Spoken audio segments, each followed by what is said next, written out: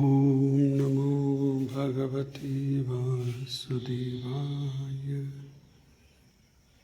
ओम नमो भगवते वासुदेवाय। ओम नमो भगवते वासुदेवाय।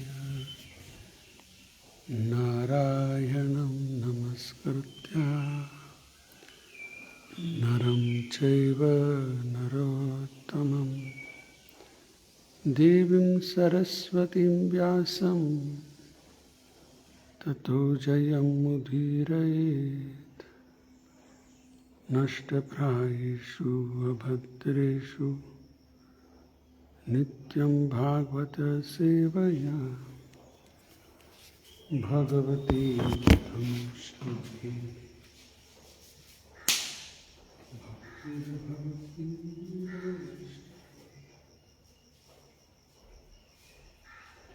कृष्णाय वासुदेवाय देवकी नंदनाय च नंदगोपकुमाराय गोविन्दाय नमो नमः। ॐ अज्ञानतिमिरन्धस्य ज्ञानाञ्जनशलाकया चक्षुरुन्मीलितं येन तस्मै श्रीगुरवे नमः। मूकं करोति वाचालं पंगुं लङ्घयते गिरिं यत्कृपातमहं वन्दे परमानन्दमाधवं श्रीगुरुदीनतारिणं चेतोदर्पणमार्जनं भवमहादावाग्निर्वापणं श्रेयः कैरव चन्द्रिका वितरणं विद्यावधू जीवनम् आनन्दामृतिवर्धनं प्रतिपदं पूर्णामृतस्वदनं सर्वात्मस्नपनं परं ज्योति श्रीकृष्णसङ्कीर्तनं नामकारि बहुधा निज सर्वशक्ति तत्रार्पितनियमित स्मरणेन कालः एतादृशी तव कृपा भगवन् ममापि दुर्दैवं दृश्यं विहाजने नानुरागः तृणादपि सुनिचेन तरोरपि सहिष्णुना अमानेन मानदेन कीर्तनीय सदा हरि। न धनं न जनं न सुन्दरीं कवितं वा जगदीश कामये मम जन्मनि जन्मनीश्वरे भवता भक्तिरहेतुकी त्वयि। हे नन्दतनुजा किङ्करं पतितं मां विषमे भवाम्बुधौ कृपया तव पादपङ्कज स्थितधूळि सदृशं विचिन्तये। नयनं गलदश्रुधारया वदनं गद्गदहृदया गिरा पुलकैर्निचित्तं वपुः तव नाम ग्रहणे भविष्यति।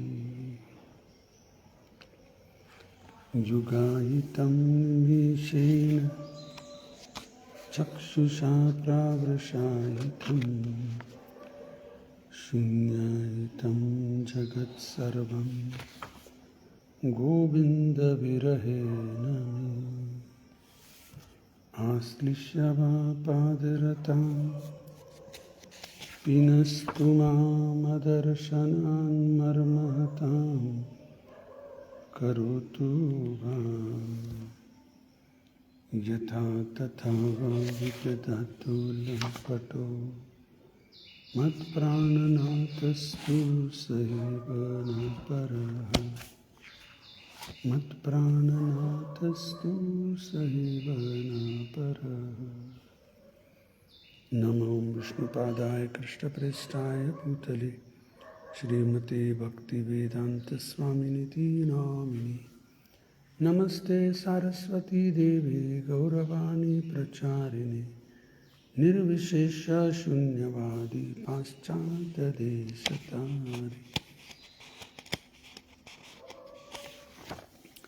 जय श्री कृष्ण चैतन्य प्रभु नित्यानंद श्री अद्वैत गदाधर श्रीवासदि गौरभक्तवृंद। हरे कृष्ण कृष्ण कृष्ण हरे हरे, हरे राम राम राम हरे हरे, हरे कृष्ण कृष्ण कृष्ण हरे हरे, हरे राम राम राम हरे हरे, हरे कृष्ण कृष्ण कृष्ण हरे हरे, हरे राम राम राम हरे हरे। मूकं करोति वाचालं पङ्गुं लङ्घयति गिरिं यत्कृपातमहं वन्दे परमानन्दमाधवं श्रीगुरुदीनतारिणं। ಹರೇ ಕೃಷ್ಣ.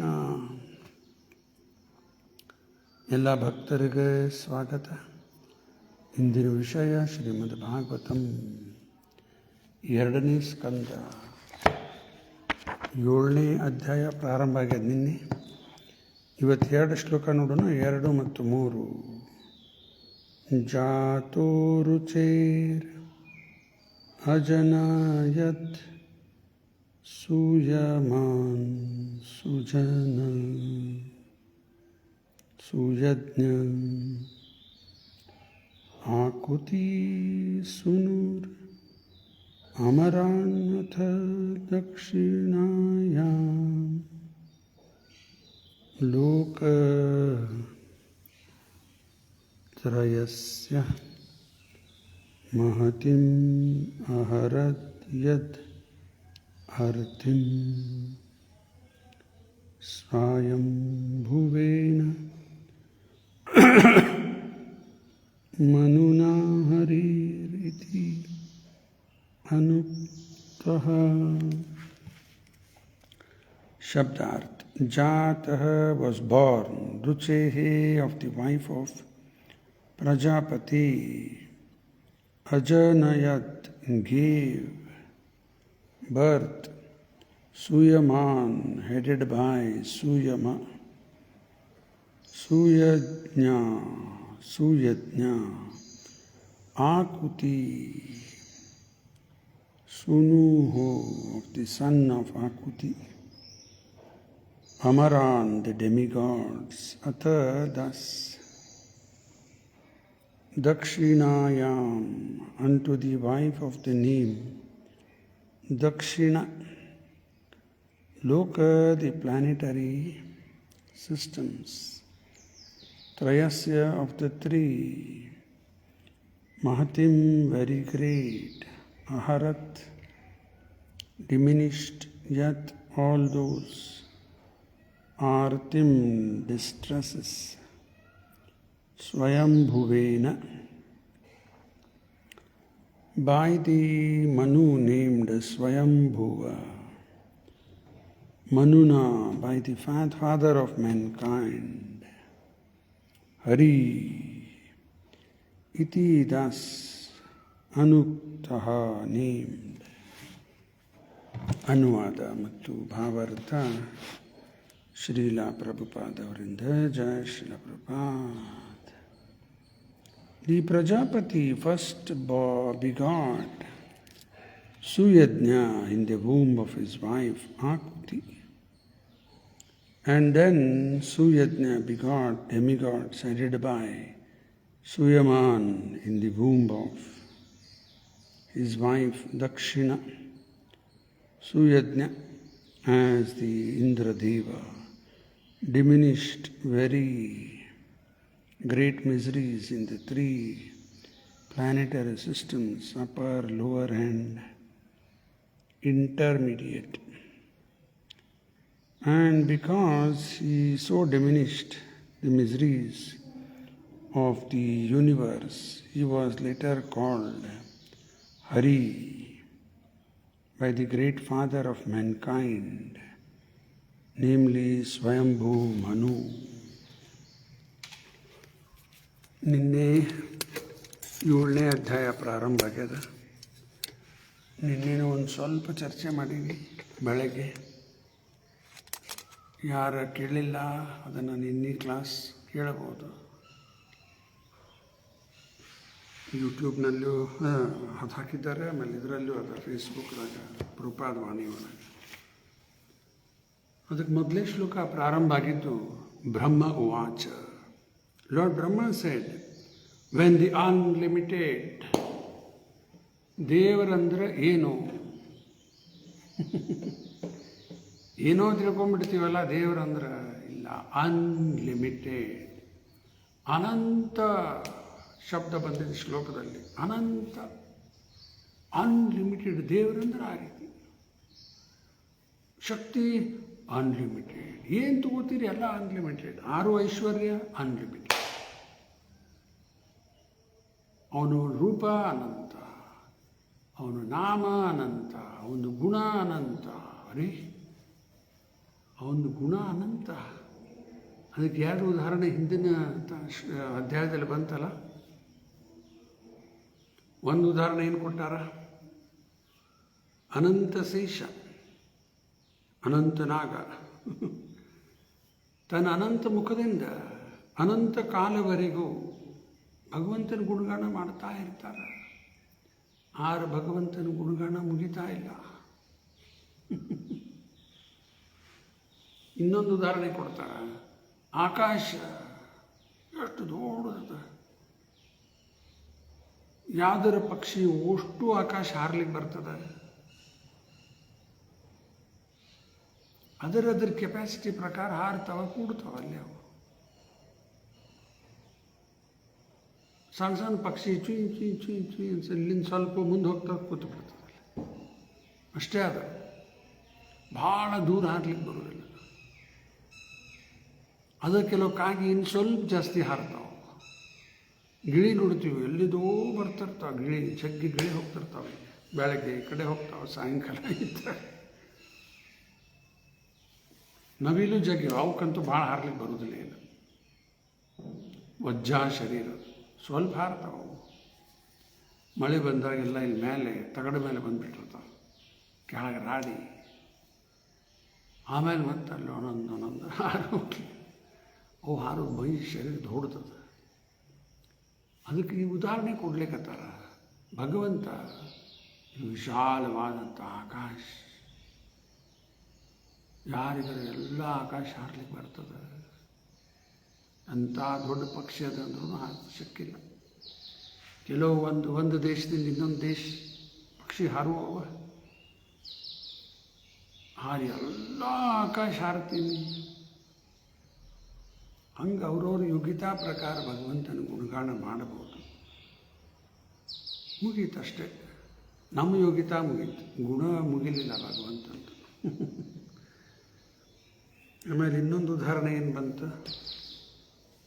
ರೂಪಗೋಸ್ವಾಮಿ ಹೇಳಿತ್ತು, ಈ ಭೂಮಿಯೆಲ್ಲ ಕ್ರಶ್ ಮಾಡಿದ್ರೆ ಅರ್ತ್ ಪೌಡರ್ ಯಾರು ಮಾಡೋರು ಯಾರು? ಅದನ್ನು ಉದಾಹರಣೆ ಇದೆ. ಒಂದೊಂದು ಡಸ್ಟ್ ಪಾರ್ಟಿಕಲ್ಗೆ ಭಗವಂತನ ಒಂದು ಗುಣ ಟ್ಯಾಗ್ ಮಾಡಿದರೆ ಅವು ಡಸ್ಟ್ ಪಾರ್ಟಿಕಲ್ ಮುಗಿದು ಹೋಗ್ತಾವಂತ. ಭಗವಂತನಲ್ಲಿ ಇರುವಂಥ ಗುಣ ಮುಗಿಯಂಗಿಲ್ಲ. ಯಾಕೆ? ಅವು ಇರುವುದೇ ಅನಂತ. ಅದಕ್ಕೆ when the unlimited powerful lord assume the form of a boar Bhu ವರಾಹ,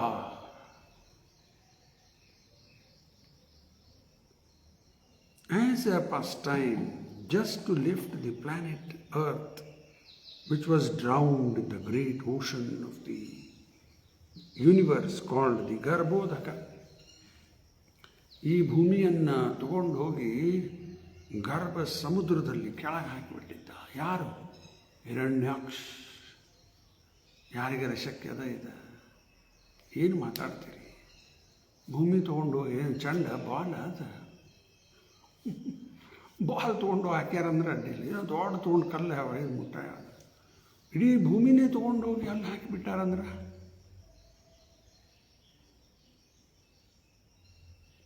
ಸಾಮಾನ್ಯವಾಗಿ ಎಂತ ಏನಂತಾರೆ ಅವಕ್ಕೆಲ್ಲ ಇಂಪಾಸಿಬಲ್ ಅಂತ ಹೇಳ್ತಾರೆ, ನಗ್ತಾರೆ ಇದಕ್ಕೆ. ಅದಕ್ಕೆ ಕಪಿಲ ದೇವ ಹೇಳಿದ್ದು ಭಾಗವತದ 3ನೇ ಸ್ಕಂದದಲ್ಲಿ 3ನೇ ಅಧ್ಯಾಯ 3ನೇ ಸ್ಕಂದ 25ನೇ ಅಧ್ಯಾಯ 25ನೇ ಶ್ಲೋಕದಲ್ಲಿ ಕಪಿಲ ದೇವರು ಹೇಳಿದ್ದು ಮಾತು. ಸತಾಂ ಪ್ರಸಂಗಾನ್ ಮಮ ವೀರ್ಯ ಸಂವಿಧೋ ಭವಂತಿ ಹೃತ್ಕರ್ಣ ರಸಾಯನ ಕಥಾ ತದ್ದೂಷಣಾತ್ ಅಪವರ್ಗ ವರ್ತಮನಿ ಶ್ರದ್ಧಾ ಭಕ್ತಿ ರತಿರನುಕ್ರಮಿಷ್ಯತಿ. ಭಕ್ತರ ಸಂಘದಲ್ಲೇ ಕೂತ್ಕೊಂಡು ಕೇಳಿದ್ರೆ ಇವೆಲ್ಲ ಅರ್ಥ ಆಗ್ತದೆ. ನಮ್ಮ ಹೃದಯಕ್ಕೆ ನಮ್ಮ ಕಾರಣಕ್ಕೆ ಕಿವಿ ರಸಾಯನ ಕಥಾ ರುಚಿ ಬರ್ತದೆ. ಮೋಕ್ಷಕ್ಕೆ ಮುಂದುವರಿತೀವಿ. ನಮ್ಮಲ್ಲಿರುವಂಥ ಶ್ರದ್ಧಾ ಭಕ್ತಿ ರತಿ ಎಲ್ಲ ಕ್ರಮಿಷ್ಯತಿ ಬೆಳೀತಾ ಹೋಗ್ತದೆ. ಭಕ್ತರ ಸಂಘ ಬೇಕು. ಯಾರ ಭಕ್ತರವನ್ನೆಲ್ಲ ಕೇಳಿದರೆ ಥೋ ಏನು ಹುಚ್ಚ ಜನ ಇದ್ದಾರೆ ಅವರು, ಏನೇನು ಮಾತಾಡ್ತಾರೆ ನೋಡು ಅಂತ ಟೀಕಾ ಮಾಡಬೇಡ. ಹಿರಣ್ಯಾಕ್ಷ ಹಿರಣ್ಯಕಶಿಪು ಯಾರವರು? ಆರ್ಡಿನರಿ ಜನ ಅಲ್ಲ. ಜಯ ವಿಜಯ್ ವೈಕುಂಠ ದ್ವಾರಪಾಲಕರು. ಅವ್ರ ಹತ್ರ ಎಷ್ಟು ಪವರ್ ಇರ್ತದೆ?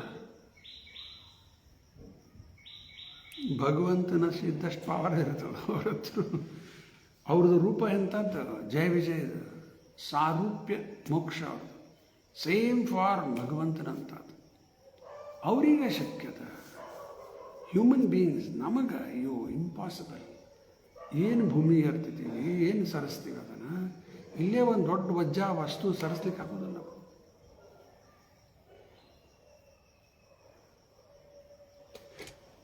ಆದರೆ ಅವರು ಆರ್ಡಿನರಿ ಜನ ಅಲ್ಲಲ್ಲ, ಆರ್ಡಿನರಿ ಹ್ಯೂಮನ್ ಬೀಯಿಂಗ್ಸ್ ಅಲ್ಲ ಅವರು. ಜಯ ವಿಜಯ್ ಅವರು ಬಂದರು.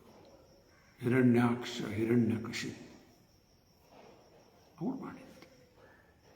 ಅಲ್ಲಿ ಭೂಮಿಯಿಂದ ಎಬ್ಸವ್ರು ಯಾರಾಗದ? ಗರ್ಭ ಸಮುದ್ರದಿಂದ ಎಬ್ಸವ್ರು ಯಾರು?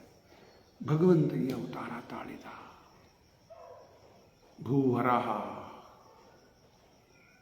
ಆ ವರಾಹ ಅವತಾರ ಬಂದಿದ್ದು ಎಲ್ಲಿಂದ? ಬ್ರಹ್ಮದೇವರ ಮೂಗದಿಂದ, ನಾಸಿಕ. ತೋ ತೋ ತೋ ತೋ ತೋ ಏನೇನು ಹೇಳ್ತೀರಿ? ಮೂಗದಿಂದ ಬಂದ. ಬ್ರಹ್ಮದೇವರಿಗೆ ಜನ್ಮ ಕೊಟ್ಟವನೇ ಭಗವಂತ.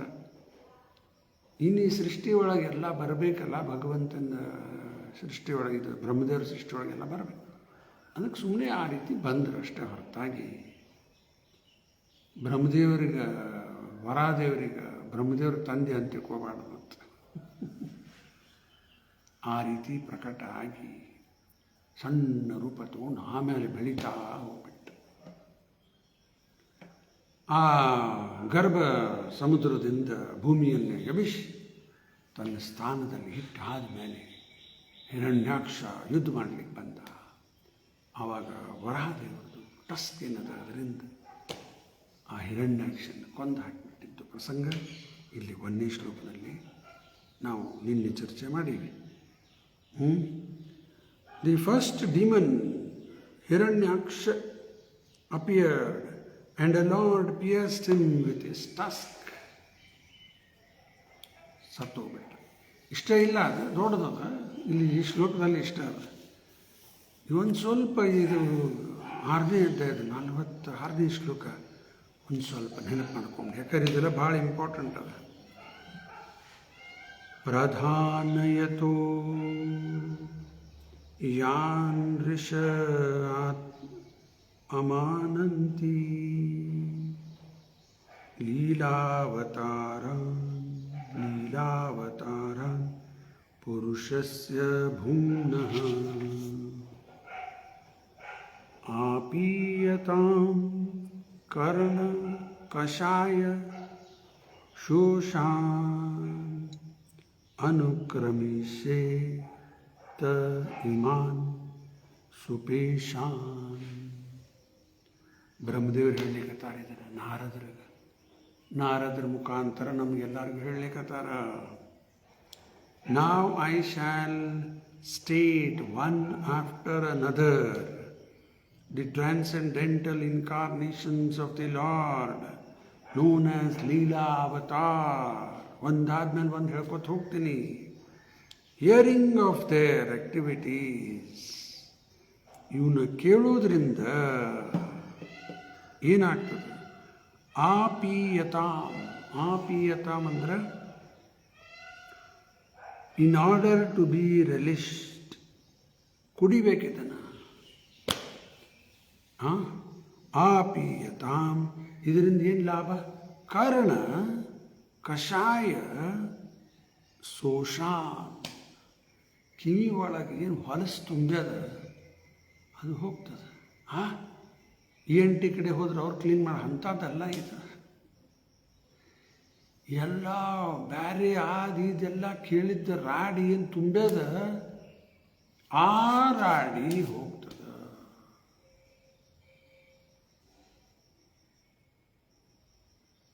ಮಲಿನೇ ಮೋಚನಂ ಪುಂಸಾಂ ಜಲಸ್ನಾನ ದಿನೇ ದಿನೇ ಸಕೃತ್ ಗೀತಾಮೃತ ಸ್ನಾನ ಸಂಸಾರ ಮಲನಾಶನಂ.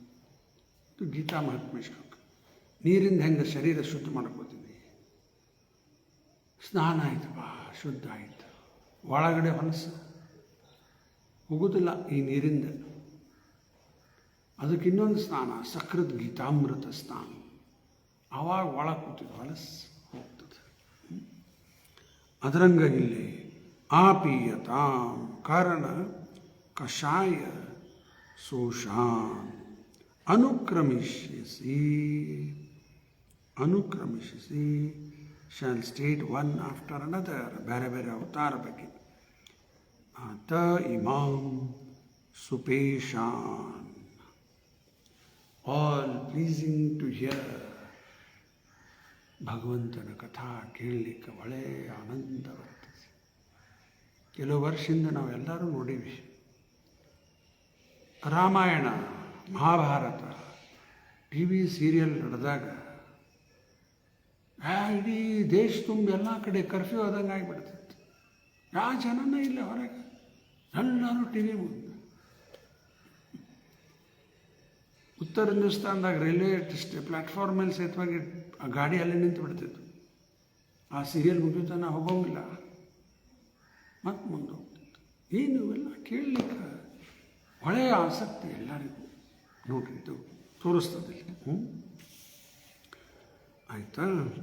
ಇನ್ನು ಇವತ್ತಿನ 2 ಶ್ಲೋಕ ನೋಡೋಣ. ವರ ಅವತಾರ ಬಗ್ಗೆ 1ನೇ ಶ್ಲೋಕದಲ್ಲಿ ಬಂತು.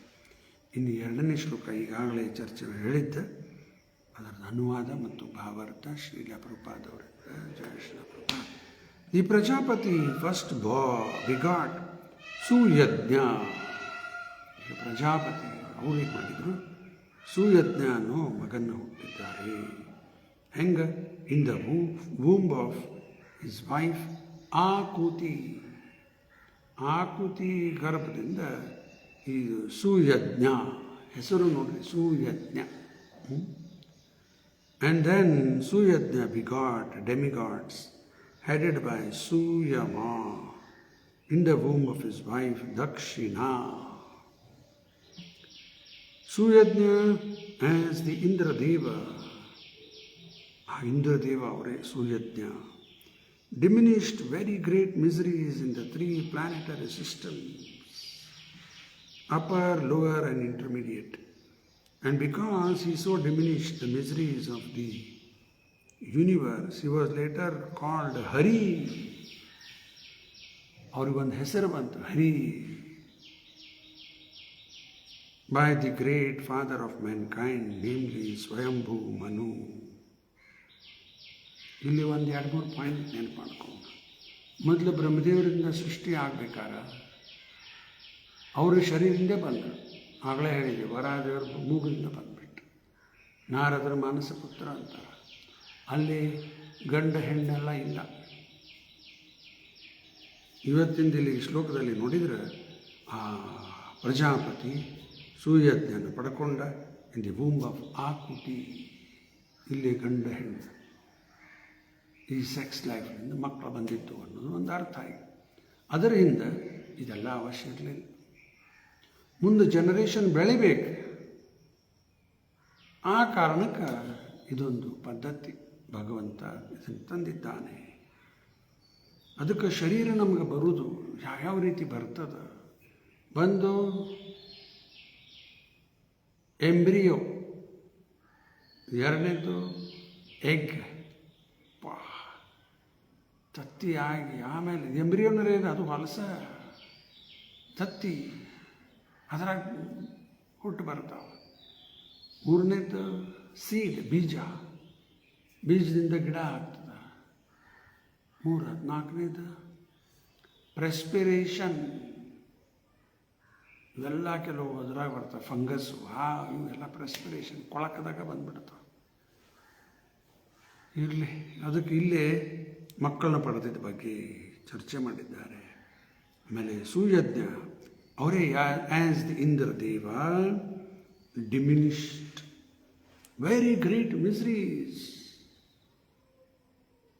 ಆಧ್ಯಾತ್ಮಿಕ, ಆದಿಭೌತಿಕ, ಆದಿದೇವಿಕ, in the 3 planetary systems, upper, middle and lower, ಆಯಿತಾ.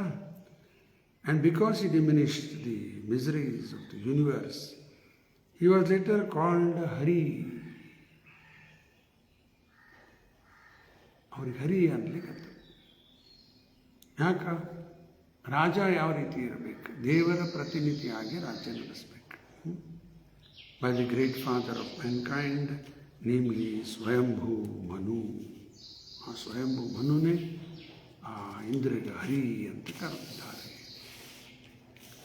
ಇನ್ನು ಪ್ರಭುಪಾದವರು ತಾತ್ಪರ್ಯದಲ್ಲಿ ತಿಳಿಸ್ತಾರೆ ನೋಡೋಣ. In order to guard against the invention of unauthorized incarnations of God by the fanciful, less intelligent person, the name of the father of the bona fide incarnation is also mentioned in the authorized revealed scriptures. No one, therefore, can be accepted as an incarnation of the Lord if his father's name, as well as the name of the village or place in which he appears, is not mentioned by the authorized scriptures. In the Bhagavad Purana, the name of the Kalki incarnation, which is to take place, is almost 400,000 years, is mentioned along with the name of his father and the name of the village in which he will appear. A sane man, therefore, does not accept any cheap edition of an incarnation without a reference to the authorized scriptures. ಪ್ರಭುಪಾದವರು ಪದೇ ಪದೇ ಹೇಳ್ತಾ ಇದ್ದಾರಲ್ಲ, books are the basis. Books are the basis ಅಂದರೆ ಏನರ್ಥ? ಶಾಸ್ತ್ರ ಪ್ರಮಾಣ ಬೇಕು. Books ಅಂದರೆ ಶಾಸ್ತ್ರ. ವೇದ, ಪುರಾಣ, ಮಹಾಭಾರತ, ರಾಮಾಯಣ ಇವೆಲ್ಲ ಶಾಸ್ತ್ರಗಳು. ಇದರಲ್ಲಿ ಉಲ್ಲೇಖನ ಇರಬೇಕು. ವಕೀಲರು ಮಾತಾಡುವಾಗ ಕೋರ್ಟ್ನಲ್ಲಿ ಸುಮ್ಮನೆ ತಮ್ಮ ತಲೆಗೆ ಬಂದಿದ್ದ ಆರ್ಗ್ಯುಮೆಂಟ್ ಮಾಡಿದರೆ ಯಾರು ಕೇಳ್ತಾರ? Section so and so law ಬುಕ್ದಾಗಿಂದ ಕೋಟ್ ಮಾಡ್ತಾರೆ. ಆ ಲಾ ಬುಕ್ ಬಿಟ್ಟು ಮತ್ತೊಂದು ಏನಾರು ಹೇಳಿದರೆ ಏನು ವ್ಯಾಲ್ಯೂ ಇಲ್ಲ ಅದಕ್ಕೆ. ಅದರಂಗ ಭಕ್ತರು ಮಾತಾಡುವಾಗ ಶಾಸ್ತ್ರದ ಪ್ರಮಾಣ ಬೇಕು. ಪ್ರತಿಯೊಂದು ಶಬ್ದಕ್ಕೆ ಏನು ಹೇಳ್ತಾರೆ, ಶಾಸ್ತ್ರದ ಪ್ರಮಾಣ ಬೇಕದಕ್ಕೆ. ಶಾಸ್ತ್ರದಲ್ಲಿ ಇಲ್ಲದಿದ್ದೇನು ಹೇಳಲಿಕ್ಕೆ ಹೋಗಬಾರ್ದು. ಯಾರ ಅವತಾರ ಅಂದ್ರೆ ಶಾಸ್ತ್ರ ಪ್ರಮಾಣ ಬೇಕು. ಇದು ಚೈತನ್ಯ ಮಹಾಪ್ರಭುವರೇ ಹೇಳಿದ್ದಲ್ಲ, 5 ಪಾಯಿಂಟ್ ಶಾಸ್ತ್ರ ಪ್ರಮಾಣ ಬೇಕು. ಯಾರ ಅವತಾರ, ಶಾಸ್ತ್ರ ಪ್ರಮಾಣ. ಎರಡನೇದು ಶರೀರಲ್ಲಿ ವಿಶೇಷ ಲಕ್ಷಣ. ಆಮೇಲೆ ಮೂರನೇದು ಅದ್ಭುತ ಲೀಲೆ ಮಾಡ್ತಾರೆ, ಯಾವ ಮನುಷ್ಯಗೆ ಮಾಡ್ಲಿಕ್ಕೆ ಶಕ್ತಿ ಇಲ್ಲ. ವರಾದೇವರು ಆ ಭೂಮಿಯನ್ನು ಎಬ್ಬಿಸ್ಬಿಟ್ಟು ಯಾರಿಗೆ ಮಾಡ್ಲಿಕ್ಕೆ ಆಗ್ತದೆ ಇದು? ಓ, ಅದ್ಭುತ ಲೀಲೆ. ಆಮೇಲೆ 4ನೇದು ವಿಶ್ವರೂಪ ದರ್ಶನ. 5ನೇದು ಷಡ್ ಐಶ್ವರ್ಯ ಪೂರ್ಣ. ಅದಕ್ಕೆ ಇಲ್ಲಿ ಶಾಸ್ತ್ರ ಪ್ರಮಾಣ ಬೇಕು. ಅದಕ್ಕೆ ರೂಪಾದವ್ರು ಇಲ್ಲಿ ಕಲಿಕೆ ಅವತಾರ ಬಗ್ಗೆ ಹೇಳಲಿಕ್ಕೆ. ಕಲಿಕೆ ಅವತಾರ ಇನ್ನೂ ಆಗಿಲ್ಲ, ಕಲಿಯುಗದ ಅಂತಕ್ಕೆ ಬರ್ತದೆ. ಬುದ್ಧ ಅವತಾರ ಆಗ್ಯದ. ಬುದ್ಧ ಅವತಾರ ಆಗೋ ಮುಂಚೆಕೇ ಭಾಗವತದಲ್ಲಿ ಅವ್ರ ಬಗ್ಗೆ ಉಲ್ಲೇಖನ ಆಗ್ಯದಲ್ಲಿ. ತತೌ ಕಲೌ ಸಂಪ್ರವೃತ್ತೆ ಸಮೋಹಾಯ ಸುಹೃದ್ವಿಷಾಂ ಬುದ್ಧೋ ನಾಮ್ನಾಂಜನಸೂತಃ ಕೀಕಟೇಷು ಭವಿಷ್ಯತಿ. ತತೌ ಕಲೌ ಸಂಪ್ರವೃತ್ತೆ, ಇನ್ ದ ಬಿಗಿನಿಂಗ್ ಆಫ್ ಕಲಿಯುಗ. ಸಮೋಹಾಯ, ಅರೇ ಏನಿದೆ ಅರ್ಥ? ಮೋಹ ಅಂದ್ರೆ ಇಲ್ಯೂಷನ್, ಸಮೋಹ ಅಂದ್ರೆ ಪರ್ಫೆಕ್ಟ್ ಇಲ್ಯೂಷನ್. ಈ ಅವತಾರ, ಬುದ್ಧ ಅವತಾರ ತಾಳಿ ಏನು ಮಾಡ್ತಾರ? ಸಮೋಹದಲ್ಲಿ ಹಾಕಿಬಿಡ್ತಾರ. ಅಯ್ಯೋ, ಯಾವ ಅವತಾರ ಹೆಂಗೆ ಮಾಡಿಲ್ಲಲ್ಲ. ಈ ಬುದ್ಧ ಅವತಾರಿನ ಕೆಲಸನೇ ಹೆಂಗದ? ಸಮೋಹದಲ್ಲಿ ಹಾಕಿಬಿಡ್ತಾರೆ. ಯಾರಿಗೆ ಹಾಕಿದ್ರ? ಸಮೋಹಾಯ ಸುಹೃದ್ವಿಷಾ. ಸುಹೃದ್ ಅಂದ್ರೆ ವೈಷ್ಣವರು, ಭಕ್ತರು. ಯಾರ ಭಕ್ತರ ಮೇಲೆ ದ್ವೇಷ ಮಾಡ್ತಾರ ಅವರಿಗೆ ಸಮೋಹದಲ್ಲಿ ಹಾಕಿಬಿಟ್ರು ಬುದ್ಧ ಅವತಾರ. ಸಮೋಹಾಯ ಸುಹೃದ್ವಿಷಾಂ ಬುದ್ಧೋ ನಾಮ್ನಾಂಜನ ಸೂತ, ಆಂಜನಾದೇವಿ ಮಗನಾಗಿ ಅವತರಿಸ್ತಾರ. ಕೀಕಟೇಶು ಭವಿಷ್ಯತಿ. ಭವಿಷ್ಯತಿ ಅಂದರೆ ಮುಂದಾಗುವ ಅವತಾರ ಬಗ್ಗೆ ಮೊದಲೇ ಹೇಳಿಬಿಟ್ಟಾರ ಭಾಗವತ. ಈಗ ಆಗಿ ಹೋಗ್ಯದ ಈಗ ಬುದ್ಧ ಅವತಾರ ಆರಂಭ. ಭಾಗವತದಲ್ಲಿ ಭವಿಷ್ಯತಿ ಅಂತ. ಕೀಕಟೇಶು in the province of Bihar.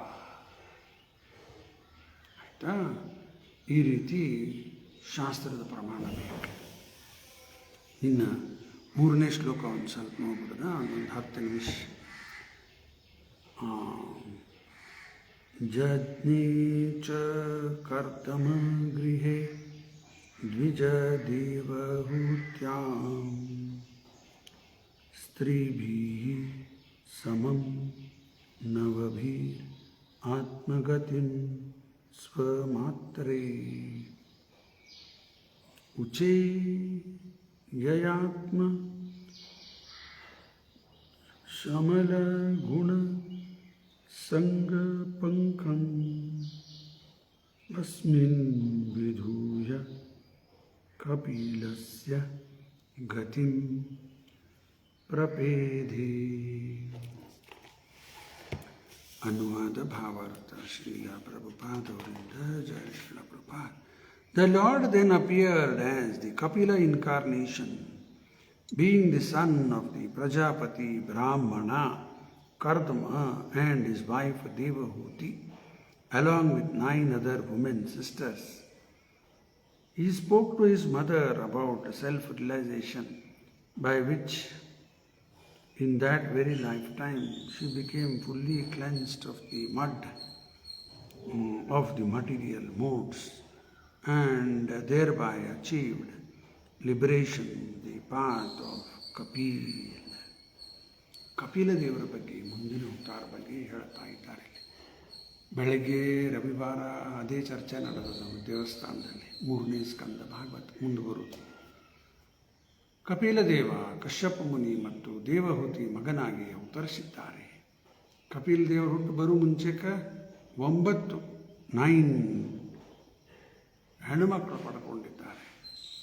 ಅಂದ್ರೆ ಕಪಿಲ ದೇವರಿಗೆ ಸಿಸ್ಟರ್ಸ್ 9 ಜನ. ಆವಾಗ ಮಗ ಬೇಕಲ್ಲ, ಹೆಣ್ಣುಮಕ್ಕಳೆಲ್ಲ ಹೋಗ್ಬಿಡ್ತಾರೆ, ಮಗ ಬೇಕು ಅಂದ ಕೂಡಲೇ ಕಪಿಲ ದೇವರು ಭಗವಂತನ ಅವತರಿಸಿದ್ದಾನೆ ಅವರ ಮಗನಾಗಿ. ಕಪಿಲ ದೇವ ನಂತರ ತಾಯಿಗೆ ಬೋಧನೆ ಮಾಡಿದ್ದೆಲ್ಲ ವಿಷಯ ಬರ್ತದೆ. ಆ ಬೋಧನೆಯಿಂದ Devahuti ಮುಕ್ತನಾಗಿದ್ದಾಳೆ. became fully cleansed of the mud of the material modes. Material modes were satguna, rajaguna, tamaguna, and thereby achieved liberation. The path of Kapila. Kapila Dev ಹೇಳಿದ್ದು ಯಾವ ಪಾತ್ ಅದ? ಸಾಂಖ್ಯ ಯೋಗ. ಸಾಂಖ್ಯ ಯೋಗದಲ್ಲಿ ಅವರು ಹೇಳಿದ್ದು ಅದಕ್ಕೆ ಅದು ಪಾತ್ ಆಫ್ ಕಪಿಲ ಅನ್ಲಿಕತ್ತಾರೆ. ಅದಕ್ಕೆ ನಾವು ಏನೆಲ್ಲ ಮಾಡಿದರೂ ಫೈನಲಿ ಏನು ಆಗಬೇಕಾಗ್ಯದ?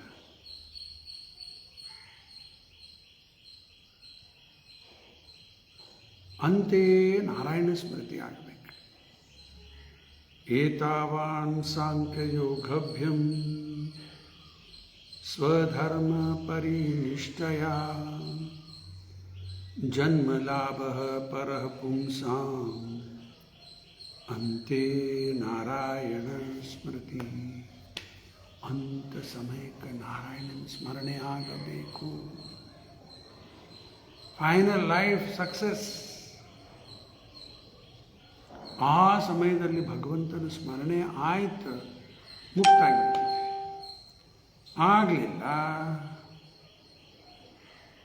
ಬೇರೆ ಸ್ಮರಣೆ ಮಾಡಬೇಕಾಗ್ತದೆ.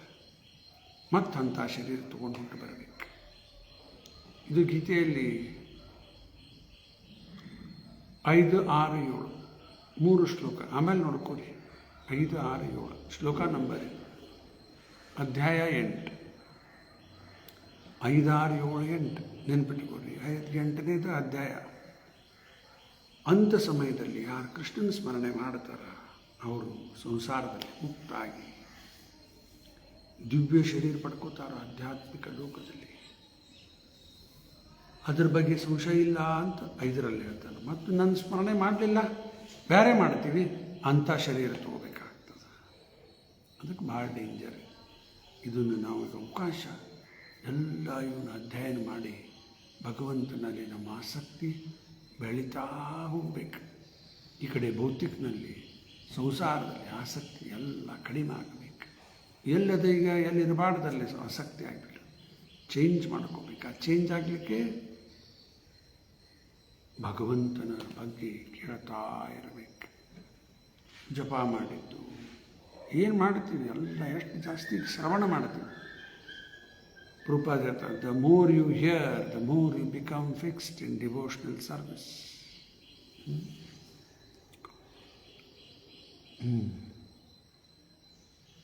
ಇನ್ನು ತಾತ್ಪರ್ಯ ನೋಡ್ಬೋದಂತೆ.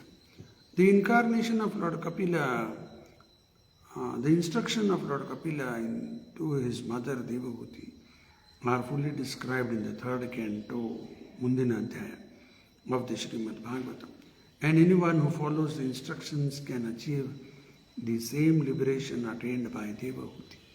ಅವನು ಸರಿಯಾಗಿ ಯಾರು ಪಾಲನೆ ಮಾಡ್ತಾರೆ ಅವರಿಗೂ ಮೋಕ್ಷ ಸಿಗ್ತದೆ, ದೇವಹೂತಿಗೆ ಸಿಕ್ಕಿತ್ತು. ಮೋಕ್ಷ ಅಂದರೆ ಏನು?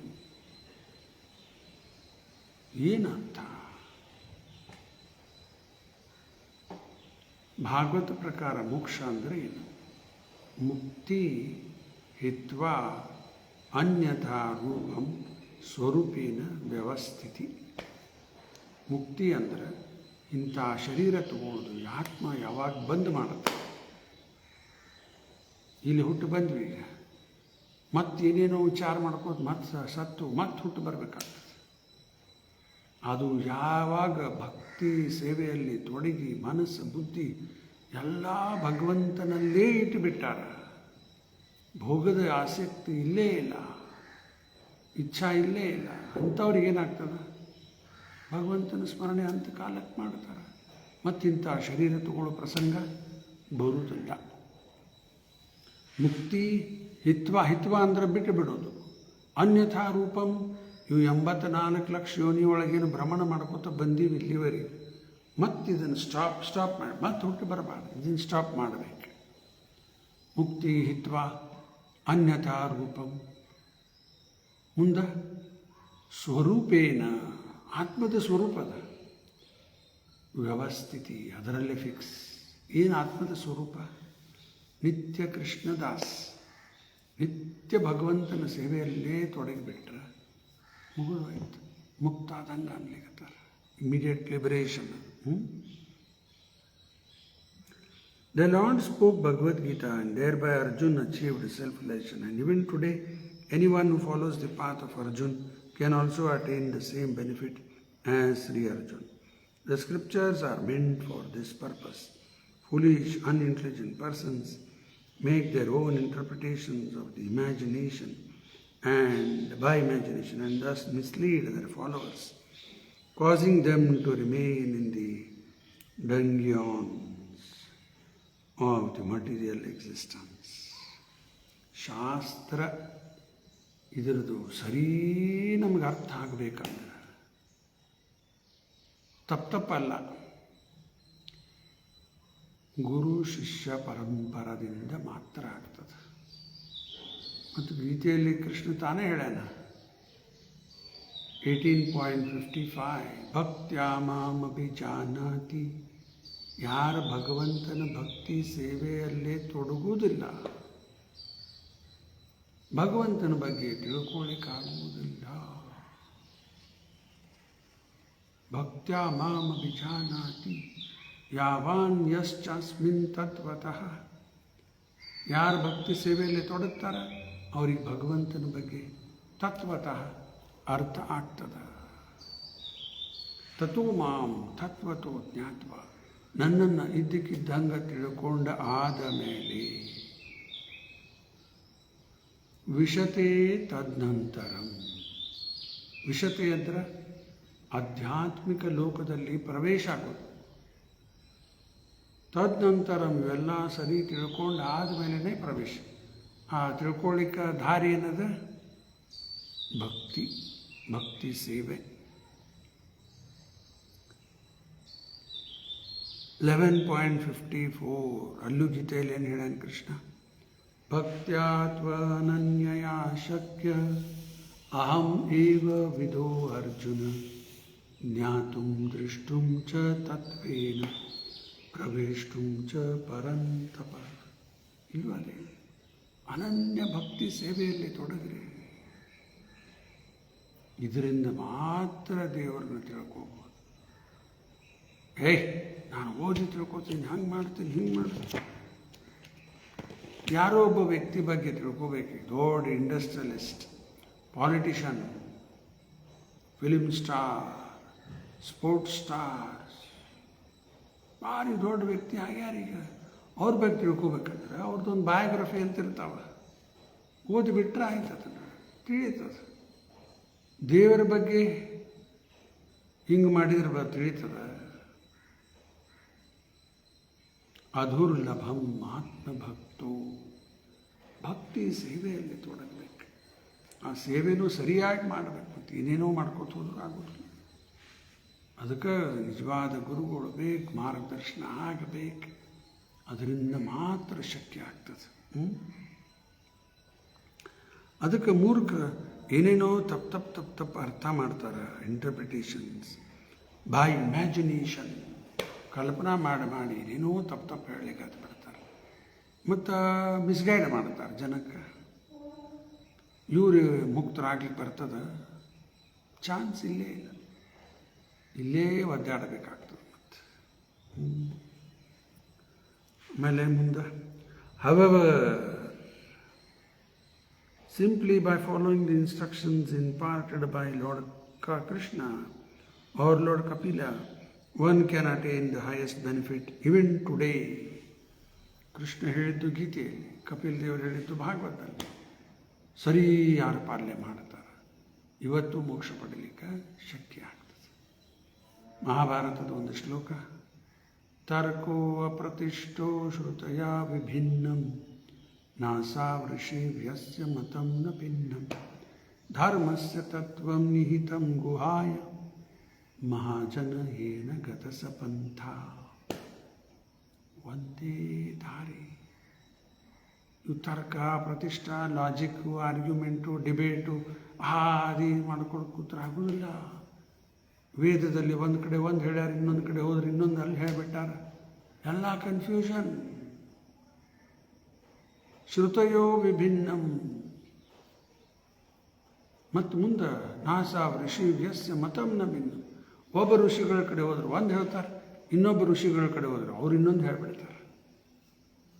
ಅಯ್ಯೋ, ಮುಂದೆ ದಾರಿ ಏನಂಗಾರ?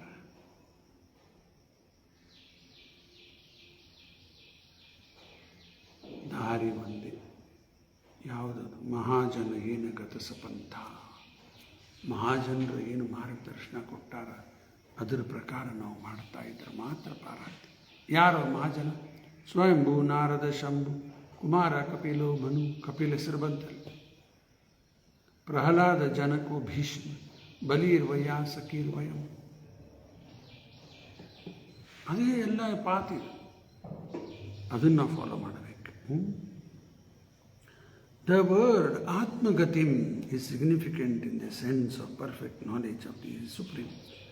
One should not be satisfied simply by knowing the qualitative equality of the Lord and the living being. One should know the Lord as much as he can be known by our limited knowledge. ದೇವರ ಬಗ್ಗೆ ತಿಳ್ಕೊಳ್ಳಿಕ್ಕೆ ನಾವು ಪ್ರಯತ್ನ ಮಾಡಬೇಕು. Actually ದೇವರ ಬಗ್ಗೆ ತಿಳ್ಕೊಳ್ಳಿಕ್ಕೆ ಶಕ್ಯ ಇಲ್ಲ. ಪ್ರಭುಪಾದವರೇ ತಮ್ಮ ಹಿಂದಿ ಪ್ರವಚನದಲ್ಲಿ ಹೇಳ್ತಾರೆ, ಭಗವಾನ್ कृष्ण के बारे में कोई जान नहीं सकता. मत मुंदा वो कृपा करके कितना बताता है उतना ही हम समझ सकते. ನಮ್ಗೆ ತಿಳ್ಕೊಳ್ಳೋ ಶಕ್ತಿ ಕೊಟ್ಟಿದ್ದು ಅವನೇ. ಅವ ಎಷ್ಟು ನಮ್ಮ ಮೇಲೆ ಕೃಪಾ ತೋರಿಸ್ತಾನ ತಿಳ್ಕೊಳ್ಳಿಕ್ಕೆ ಅಷ್ಟು ಮಾತ್ರ ತಿಳ್ಕೊಬೋದು. ಪೂರ್ಣ ತಿಳ್ಕೊಳ್ಳಿಕ್ಕಾಗ್ತದ? ಆ ತಿಳ್ಕೊಳ್ಳೋ ಶಕ್ತಿನೂ ಅವನೇ ಕೊಡ್ತಾನ, ಬುದ್ಧಿನೂ ಅವನೇ ಕೊಟ್ಟಾನ, ಶಾಸ್ತ್ರನೂ ಅವನೇ ಕೊಟ್ಟ, ಗುರುಗಳು ಕಳಿಸ್ತಾನೆ, ಎಲ್ಲ ಮಾಡ್ತಾನೆ. ಆದ್ರೆ ನಮ್ಮ ಯೋಗ್ಯತಾ ಪ್ರಕಾರ ಅಷ್ಟು ಮಾತ್ರ ತಿಳ್ಕೊಬೋದು. ಅದು ಅವನ ಕೃಪೆ. ಇಲ್ಲಾಂದ್ರೆ ಅದು ಇಲ್ಲ. ಮುಂದೆ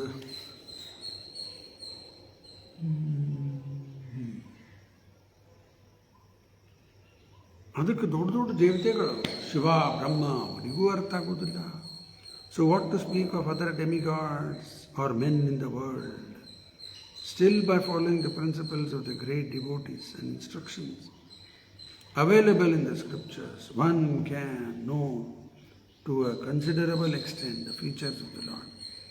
His Lordship Kapila, the incarnation of the Lord, instructed his mother fully about the personal form of the Lord, and thereby she realized the personal form of the Lord and was able to achieve a place in the Vaikuntha Loka, where Lord Kapila predominates. Vaikuntha ಲೋಕ ಅದೆಲ್ಲ ಹಿಂದಿನ ಅಧ್ಯಾಯ ನೋಡಿಲ್ಲ. ತ್ರಿಪಾದ ವಿಭೂತಿ. ಈ ಭೌತಿಕ ಜಗತ್ತೆಲ್ಲ ಏಕಪಾದ ವಿಭೂತಿ. ಆ ತ್ರಿಪಾದ ವಿಭೂತಿ ಎಲ್ಲ ವೈಕುಂಠ. ಅಲ್ಲೇ ದೇವಹೂತಿ ವಾಪಸ್ ಹೋಗಿದ್ದಾಳೆ. ಅಲ್ಲಿ ಕಪಿಲ ದೇವರದು ಒಂದು ಲೋಕ ಅದ. ಯಾರು ಕಪಿಲ ದೇವರದು ಭಕ್ತರು ಇರ್ತಾರೆ ಅಲ್ಲಿ ಹೋಗಿ ಸೇರ್ತಾರೆ. ಸಾಂಖ್ಯೋಗ ಫಾಲೋವರ್ಸ್, ಪಾತ್ ಆಫ್ ಕಪಿಲ ಅಲ್ಲಿ ಹೋಗ್ತಾರೆ. ರಾಮಂದು ಒಂದು ಲೋಕದಲ್ಲಿ, ಅಲ್ಲಿ ಅಯೋಧ್ಯ. ಎಲ್ಲ ಭಗವಂತನ ಅವತಾರದ್ದು. ನರಸಿಂಹದೇವರು ಒಂದು ಲೋಕ, ಅಲ್ಲಿ ಎಲ್ಲರದ್ದು ಅದಲ್ಲಿ. ಅದರಂಗ ಕೃಷ್ಣ ಲೋಕ ಅಥವಾ ಇನ್ನೊಂದು ಹೆಸರು ಗೋಲೋಕ. ಅಲ್ಲಿ ಭಗವಂತನ ಭಕ್ತಿ, ಕೃಷ್ಣನ ಬಗ್ಗೆ ಯಾರು ಆಸಕ್ತಿ ಇದೆ ಗೋಲೋಕಿಗೆ ಹೋಗ್ಬಿಡ್ತಾರೆ. ಕೃಷ್ಣ ಲೋಕ ಗೋಲೋಕ ಎರಡು ಒಂದೇ. ಮುಂದೆ ಇನ್ನೊಂದು ಸ್ವಲ್ಪದ ಓದಿ ಮುಗಿಸೋಣ. ಒಂದು 5 ನಿಮಿಷ, ಸ್ವಲ್ಪ ಇಲ್ಲ ಭಾಳ ಅದ, ಆದರೂ ಓದ್ತೀನಿ. Every incarnation of the lord has his own abode in the spiritual sky. ಈಗ ಹೇಳಿದರು. Therefore lord Kapila also has. The spiritual sky is not void. There are innumerable Vaikuntha planets. and in each of them, by his innumerable expansions, predominates, and the pure devotees who are there also live in the same style as the Lord and his eternal associates. When the Lord descends personally or by his personal plenary expansion, such incarnations are called Amsha, Kala, Guna, Yuga, and Manvantara incarnation. ಒಂದು ಗುಣ ಅವತಾರ ಅಂತಾರೆ, ಇನ್ನೊಂದು ಪುರುಷ ಅವತಾರ, ಲೀಲಾ ಅವತಾರ, ಅದರಲ್ಲಿ ಮತ್ತು ಕಲಾ ಅಂದರೆ ವಿಸ್ತಾರದ ವಿಸ್ತಾರ, ಯುಗ ಅವತಾರ, ಮನ್ವಂತರ ಅವತಾರ, ಬೇರೆ ಬೇರೆ ಮನ್ವಂತರಿಗೆ ಒಂದೊಂದು ಅವತಾರ. And when the lord associates, descends by the order of the Lord, such incarnations are called Shaktavesh incarnation. ಆ ಭಗವಂತನ ಜೊತೆಗಿರೋರು ಅವರು ಅವತರಿಸ್ತಾರೆ, ಅವರು ಶಕ್ತಾವೇಶ ಅವತಾರ ಅಂತಾರೆ. And not by imagination, some self-interested propaganda. Such incarnations of the Lord in either of the above categories always declares the Supreme Personality of Godhead to be the ultimate truth. Krishna ಹೇಳಿದ್ದ ಮತ್ತು ಗುರುಗಳು ಹೇಳೋದು ಅದರಲ್ಲಿ ಮತ್ತೆ ವ್ಯತ್ಯಾಸ ಇರೋದಿಲ್ಲ. ಕೃಷ್ಣ ತಾನೇ ಪರಮದೇವೋತ್ತಮ ಪುರುಷ ಅಂತ ಹೇಳಿಬಿಟ್ಟಾನ. ರೂಪಾದವ್ರು ಹೇಳೋದು ಅದೇ, ಮಧ್ವಾಚಾರ್ಯ ಹೇಳಿದ್ದು ಅದೇ, ರಾಘವೇಂದ್ರ ಸ್ವಾಮಿಗಳು ಹೇಳಿದ್ದು ಅದೇ. ಯಾರೇ ಹೋಗ್ರಿ ಅದನ್ನೇ ಹೇಳ್ತಾರೆ. ಕೃಷ್ಣ ಸುಪ್ರೀಂ ಪರ್ಸನಾಲಿಟಿ, ಕೃಷ್ಣ ನಾರಾಯಣ ವಿಷ್ಣು ಏನ್ರಿ ಇವರೆಲ್ಲ ಎಷ್ಟು ಒಬ್ಬನೇ ಅವ. ಅದರಲ್ಲಿ ಏನು ಮತ್ತೆ ನಾವು ಕನ್ಫ್ಯೂಷನ್ ಮಾಡ್ಕೊಳ್ಳೋದು ಬೇಡ. ಒಬ್ಬನೇ ಅನಂತ ರೂಪ. ಹಾಂ ಆಯಿತಾ, ಮುಂದೆ ನೋಡೋಣ. ಇನ್ನು ಸ್ವಲ್ಪ ಅದು ಓದಿ ಮುಗಿಸ್ಬಿಡ್ತೇನೆ. The living entities by their very constitution are spiritually as good as the Lord, and only difference between them is that Lord is always supreme and pure, without contaminations of the modes of material nature. ಆತ್ಮ ಏನದ ಭಗವಂತನ ಅಂಶ. ಆ ಅಂಶ ಆತ್ಮ ಅದು ಸಚ್ಚಿದಾನಂದ, ಭಗವಂತನು ಸಚ್ಚಿದಾನಂದ. ಆ ಆತ್ಮ ಆ ಭಗವಂತನ ತಟಸ್ಥ ಶಕ್ತಿ ಇದ್ದ ಕಾರಣ ಈ ಸಂಸಾರದಲ್ಲಿ ಬಂದು ಮಾಯಾ ಒಳಗೆ ಸಿಕ್ಕಿಬಿಡ್ತದೆ. ಆತ್ಮ ಭಗವಂತಂದೇ ಅಂಶ, ಅದರ ವಿಭಿನ್ನ ಅಂಶ, ಸಪರೇಟೆಡ್ ಪಾರ್ಟ್. ಅದಕ್ಕೆ ತಟಸ್ಥ ಶಕ್ತಿ ಅಂತಾರೆ. ಅದಕ್ಕೆ ಭಗವಂತನಿಗೆ ಈ ರೀತಿ ಆಗಾಗ ಶಕ್ತಿ ಇಲ್ಲೇ ಇಲ್ಲ. ಆಮೇಲೆ ಮೂರು ಗುಣದ ಪ್ರಭಾವ. ಈ ಭಕ್ತಿ ಸೇವೆ ಮಾಡೋದ್ರಿಂದ ಮೂರು ಗುಣದ ಪ್ರಭಾವದಿಂದ ಮುಕ್ತರಾಗಲಿಕ್ಕೆ ಬರ್ತದೆ. ಅದು ಗೀತೆಯಲ್ಲಿ ಒಂದು ಶ್ಲೋಕದಾಗ ಹೇಳ್ತಾನಲ್ಲ, 14.26 ಮಾಂ ಚಯೋ ವ್ಯಭಿಚಾರೇಣ ಭಕ್ತಿಯೋಗೇನ ಸೇವತೆ ಸಗುಣಾನ್ ಸಮೇತಿ ತೈತಾನ್ ಬ್ರಹ್ಮಭೂಯಾಯ ಕಲ್ಪತೆ. ಒಂದೇ ದಾರಿ, ಅನನ್ಯ ಭಕ್ತಿ ಸೇವೆ ಸರಿ ಮಾಡ್ಕೋತ ಹೋದ್ರೆ ಮೂರು ಗುಣದ ಪ್ರಭಾವದಿಂದ ದಾಟಿ ಹೊರಗೆ ಬಂದು ಒಂದು ಬೇರೆ ವೇದಿಕೆಗೆ ಬರ್ತೀವಿ. ಅದ್ಯಾವುದು? ಬ್ರಹ್ಮಭೂಯಾಯ ಕಲ್ಪತೆ. ಅದಕ್ಕೇನಂತಾರೆ? ಬ್ರಹ್ಮನ್ ಪ್ಲ್ಯಾಟ್ಫಾರ್ಮ್, ಸ್ಪಿರಿಚುವಲ್ ಪ್ಲ್ಯಾಟ್ಫಾರ್ಮ್ ಬರ್ತಾರೆ. ಅಲ್ಲೇ ಅಂಥ ಭಕ್ತರ ಮೇಲೆ ಮೂರು ಗುಣದ ಪ್ರಭಾವ ಇರುವುದಿಲ್ಲ. ಯಾಕೆ ನಗ್ಲಿಕ್ಕತ್ತೀನಿ ನಾನು? ಆ ಶ್ಲೋಕ ಹೇಳಿದ್ದೀವಿ ನೋಡ್ಲಿಕ್ಕತ್ತೀನಿ. ಪ್ರಭುಪಾದವ್ರ ತಾತ್ಪರ್ಯದಲ್ಲಿ ಹಾಕಿಬಿಟ್ಟಾವಲ್ಲ, ನಾನು ಉಳಿತಿಲ್ಲ ಅದನ್ನು. 14.26 ಪ್ರಭುಪಾದವ್ರ ತಾತ್ಪರ್ಯದಲ್ಲಿ ಬರೆದು ಬಿಟ್ಟಾರ. ಅದು ಹೆಂಗಾಗ್ತದೆ ನನಗೂ ತಿಳಿತಾ ಇಲ್ಲ. ಭಾಳ ಸಲ ಹೆಂಗಾಗ್ಲಿಕ್ಕತ್ತದ. ಏನೋ ಓದಿರ್ತೀವಿ, ಏನೋ ಹೇಳ್ತಿರ್ತೀವಿ, ಅದು ಮತ್ತೆ ನೋಡಿದ್ರೆ ಮುಂದೆ ಬಂದುಬಿಡ್ತದೆ. ಒಮ್ಮೊಮ್ಮೆ ಕ್ಲಾಸ್ ಕೊಟ್ಟು ವಾಪಸ್ ಹೋಗುವಾಗ ಮತ್ತು ಪ್ರಭುಪಾದ ಲೆಕ್ಚರ್ ಹಚ್ಕೊಂಡು ಹೋಗ್ತಾ ಇರ್ತೀನಿ. ಅದೇ ಪಾಯಿಂಟ್ ಮತ್ತೆ ರಿಪೀಟ್ ಆಗ್ತಿರ್ತದೆ. ಆಯಿತಾ? ಇಲ್ಲಿಗೆ ತಾತ್ಪರ್ಯ ಪೂರ್ಣ ಯಾಕಾರ ಶ್ಲೋಕದ ಬಂದುಬಿಡ್ತಲ್ಲ ಗೀತೆ ಇದು ತಾತ್ಪರ್ಯದಲ್ಲಿ, ಗೀತಾ ಶ್ಲೋಕ 14.26. ಇಲ್ಲಿಗೆ ನಿಲ್ಲಿಸೋಣ. ಇವತ್ತೇನೋ ಮಳೆ ಬರೋ ಲಕ್ಷಣ ಅದ ಅಂಥೇಳಿ ಅಲ್ಲಿ ಅಕ್ಷಯ ಪಾರ್ಕ್ ಕಾರ್ಯಕ್ರಮ ಇವತ್ತು ಕ್ಯಾನ್ಸಲ್ ಮಾಡಿದ್ದಾರೆ. ಈಗ ಕ್ಲೌಡಿ ವೆದರ್ ಅದ ಮತ್ತು ಮಳೆ ಆತಂದ್ರೆ ಯಾರೂ ಬರುವುದಿಲ್ಲ. ಅದಕ್ಕೆ ಪ್ರೋಗ್ರಾಮ್ ಇವತ್ತು ಲಕ್ಷ್ಯ ಪಾರ್ಕ್ದಲ್ಲಿ ಇಲ್ಲ, ಇಲ್ಲೇ ಗೋವರ್ಧನದಿಂದನೇ ಗೀತಾ ಪ್ರವಚನ ಮುಂದುವರಿಸ್ತೇನೆ. ಇಲ್ಲಿಗೆ ನಿಲ್ಲಿಸೋಣ. ಗ್ರಂಥರಾಜ್ ಶ್ರೀಮದ್ ಭಾಗವತಂ ಕೀ ಜಯ, ಶ್ರೀಲಾ ಪ್ರಭುಪಾದ ಕೀ ಜಯ. ಧನ್ಯವಾದ.